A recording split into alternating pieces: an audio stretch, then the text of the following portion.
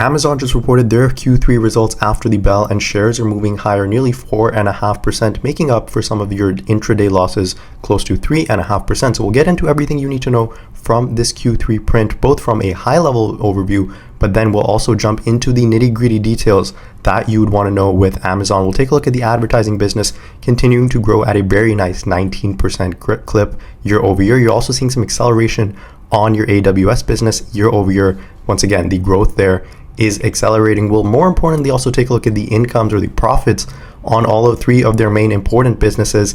We'll see that the international business once again continues to go from an operating loss now to a meaningful, at least, operating income, and then the AWS business continues to be the cash cow. Now, the all-important thing on the cash flow line, we'll talk about this when we get to it, is the purchase of property and equipment. This company did a boatload, and yeah, I mean an absolute boatload of CapEx investment in this most recent quarter. So we'll scrutinize that, see if Amazon really has room to continue doing that same level of CapEx. And then when we get to the technicals, this one has been channeling sideways for pretty much all of, call it, since April of this year. And so now you're once again seeing a move to the upside. Maybe you have the $200 back in play. And then if you get above that, yeah, if Bezos doesn't come in and sell his shares, you probably have room to make new all-time highs with shares of Amazon. Hey guys, hope you're doing well out there. It's been a long earnings season, and we're right in the middle of it with shares of Amazon.com up 22% year to date. Over the past 1 year, you're up nearly 40%. So you've seen very nice performance with this, really in line, I'd say, to the S&P 500, but you're not picking it up at the huge valuation that you maybe once did back in 2021, maybe in 2022, because now you're looking at a forward multiple close to 40 times, and this look isn't very up to date, because this was Amazon's Q3. They're now in their Q4. So probably I'd say this is closer to a 35 times a forward earnings multiple. Also, the fact that you consistently have this company beating estimates on Wall Street, again, tells you the valuation probably lower than what it looks like on the surface. Now, speaking of surface, yeah, the surface results are absolutely fantastic, as you had revenue growth of 11%, beating estimates on Wall Street by $1.6 billion. That is a revenue figure of nearly $159 billion. Not for 9 months, not for a year, not for 10 years. This is for 3 months. This company puts up $159 billion. And keep in mind, this isn't even the holiday quarter.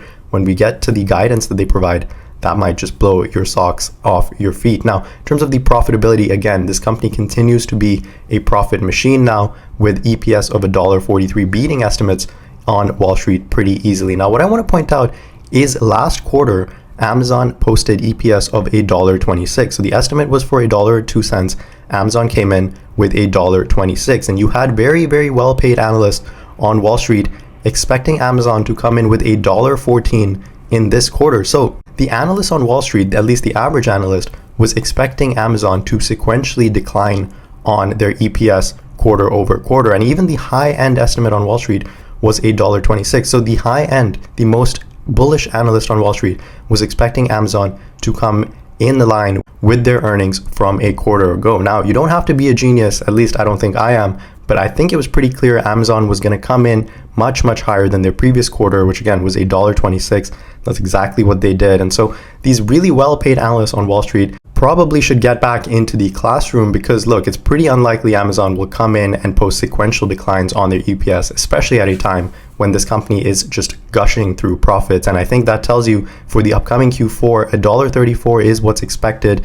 Amazon just came in and beat that with $1.43. So you can probably expect a very nice, maybe as high as even $2 in top line EPS, or I mean bottom line EPS, for the upcoming holiday quarter. Now, in terms of the guidance, we'll get into the results from this most recent Q3, but the guidance is really important over at Amazon. And so they just guided for Q4 revenues to be in between 181 up to as high as $188 billion. The consensus is for 186. So Amazon's midpoint, call it at 184, coming in slightly underneath what Wall Street is anticipating for the upcoming Q4. But keep in mind, this company likes to sandbag a little, keep the analysts a bit underestimating themselves, and then they like to come in with that beat, again, showing Wall Street that they're capable of it and proving to be far more profitable in the process. So certainly I think this guide, nothing to be overly concerned about. I think you also have a huge holiday spending quarter coming up ahead. We got signs from that from Google, from Meta as well, from an advertising perspective.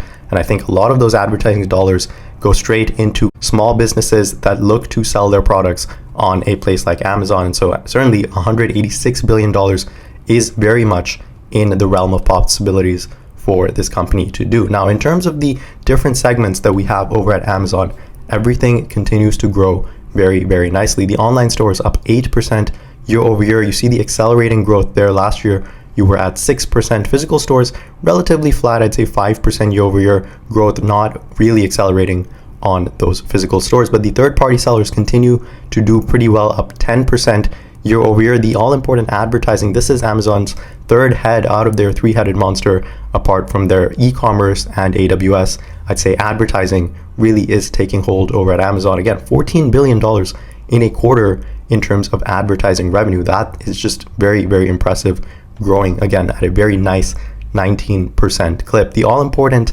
AWS business coming in with 19% growth year over year. Last quarter, we also saw that 19% growth. I think it would have been cool to see close to 20% growth, because we would have seen nearly 4 or 5 quarters of accelerating growth. But nonetheless, we again are accelerating from same time last year, where we were at 12% growth on that AWS side. So all things chugging right along, businesses growing extremely nicely, at least from that top line over at Amazon. Now, what's even growing faster is the bottom line, or the operating income on their major business units. As in North America, you see the operating income going from 4.3 billion up to 5.6 billion. Again, adding on nearly 8 billion on your top line, and your operating expenses growing relatively in line. Keep in mind, this is an e-commerce business, so you do have the cost of goods expanding with your sales, but still able to drive a bit more operating income, bit more operating margins as well on that side of the business. The most important part, I'd say, from the e-commerce is coming in the international side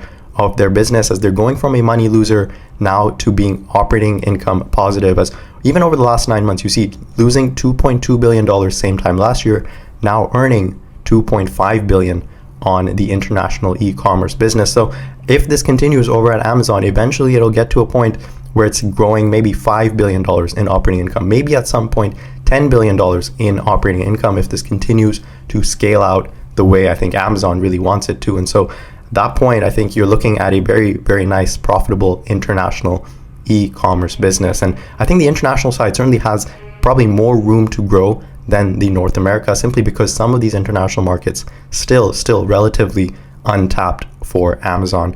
Now, the cash cow remains AWS, and your operating income there going from 6.9, call it $7 billion same time last year, now to 10.5 billion. Over the last 9 months, you're at nearly $29.2 billion in just straight profits off of that AWS business. And what I want to show you, we can take a look at the margins on these three businesses and how they're growing. You see the operating income on the North America segment growing 31% year over year. The operating margins going from 4.9% now to 5.9%. The international business continuing to, again, be very profitable, at least turn to profitability, with operating margins of 3.6%.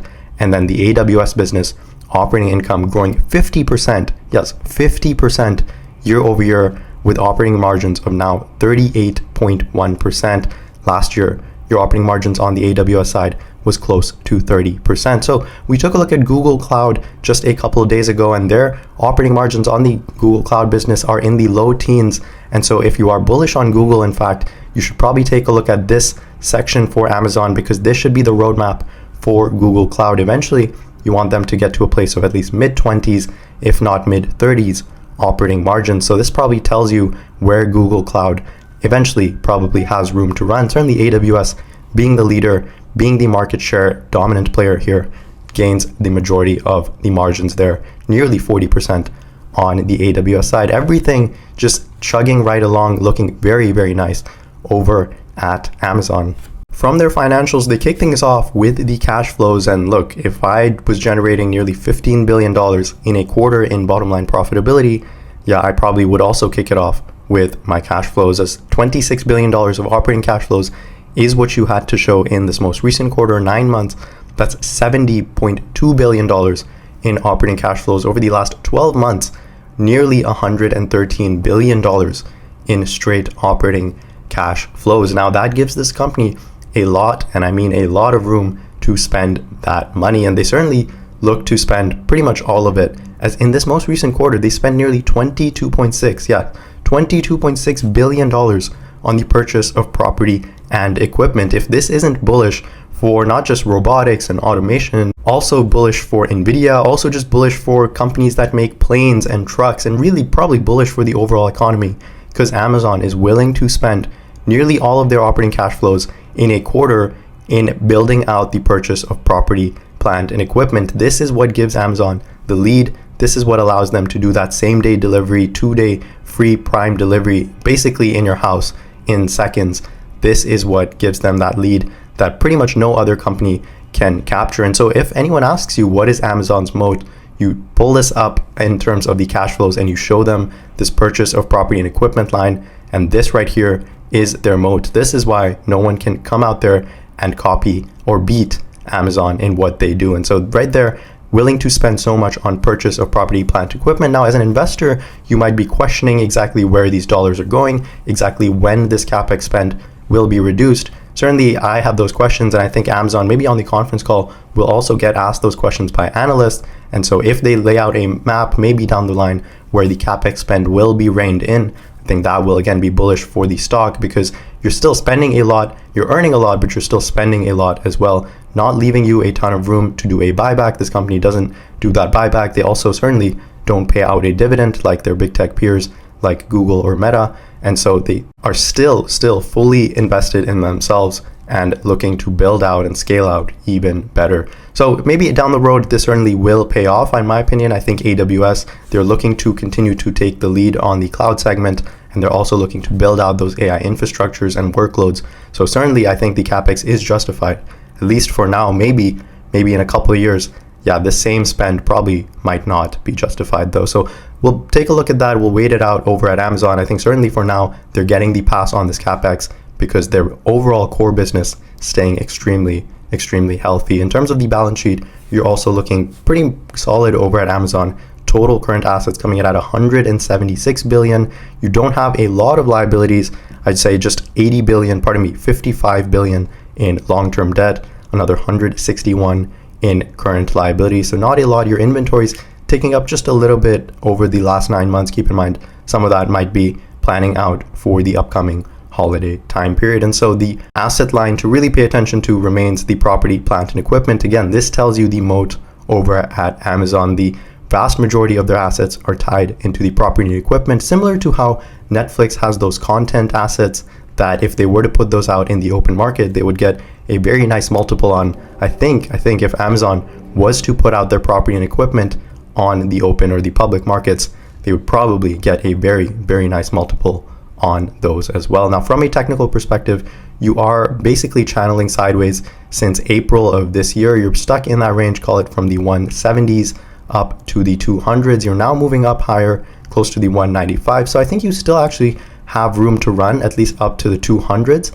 But then it's once you get to that point, I think you meet some resistance, because probably Bezos will come in and place his sell order, and you might continue to channel sideways in this range of, call it 177 up to 200. Now, I certainly think this is a range where if you want to accumulate shares of Amazon, pretty good spot to do so actually. It's also a pretty predictable range, so I think anytime it comes down to the 180s, you have a buy target right there. Anytime it comes up to the 200s, maybe if you want to peel off some shares for a quick trade, you can. Certainly, I am a long-term buy and hold investor with shares of Amazon, so as it comes up to the 200, really have no plans to sell it. I think you certainly could see some upper head resistance, but if you don't, if suppose Bezos doesn't come in and place a big sell order, if the momentum continues to carry this higher, I think certainly the 200s, the 220s will be in play for Amazon, and at that point, you might just be off to the races with this one. So I think until then, you have this tight range you're sort of locked into from the 180s